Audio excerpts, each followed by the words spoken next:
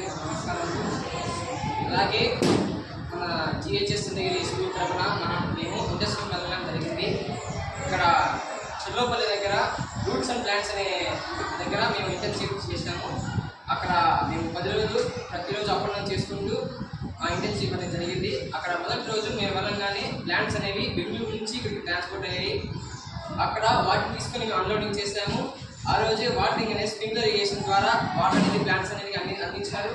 Second రోజు grooming అనేది చేశారు. అంటే ఒక ప్లాంట్స్కి మనం ఇచ్చే వాటర్లో నుంచి సాల్ట్ కంటెంట్ అనేది ఆ లీఫ్ మీద ఉండిపోతుంది.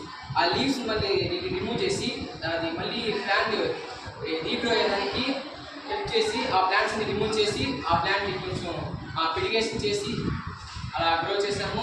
అలాగే థర్డ్ రోజు వచ్చేసి వాటర్తో మరియు మాన్యూర్ రెండు మిక్స్ చేసి స్ప్రింక్లర్ ఇరిగేషన్ ద్వారా ప్లాంట్స్ అనేది మేము మాన్యూర్ అందించాము. తర్వాత నెక్స్ట్ రోజు వచ్చేసి వేరు కుళ్ళిపోకుండా పురుగుల మందు అనేది అందించాము. ఆ 4 రోజుల తర్వాత అది ఆ మొక్క డెవలప్మెంట్ని మేము గమనించాము. అలాగే మేము వెళ్ళిన చోటు వచ్చేసి పోలేల్ హౌస్. అది ఒక కింద ప్లాస్టిక్ కవర్తో తయారైంది. దాంట్లోకి ఒక హీట్ అనేది లోపలికి రాదు, లోపలంతా కొంచెం వామ్గా ఉంటుంది.